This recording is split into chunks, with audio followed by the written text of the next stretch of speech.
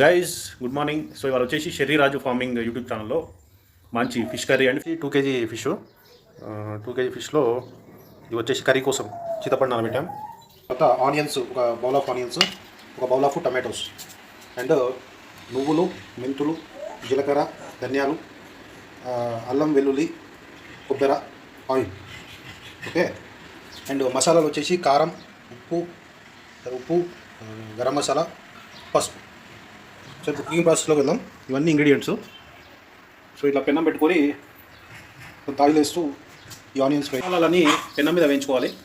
So ఇవంతా మంచిగా fry అయ్యాయి వితౌట్ ఆయిల్. మిశ్రమం మొత్తం మంచిగా పేస్ట్ నూరుకున్నాము, పేస్ట్ రుబ్బాము. ఈ పులుసు కూడా దాంట్లో వేసేద్దాం. సో ఇలా కుతలాడుతున్నప్పుడు ఫిష్ పీసెస్ వేసుకున్నాం. ఇలా వేడి చేపల పులుసు రెడీ అయిపోయింది. సో వాటర్ అంతా దగ్గరికి అయ్యాక వేరే బౌల్లో మార్చుకుంటే సరిపోతుంది.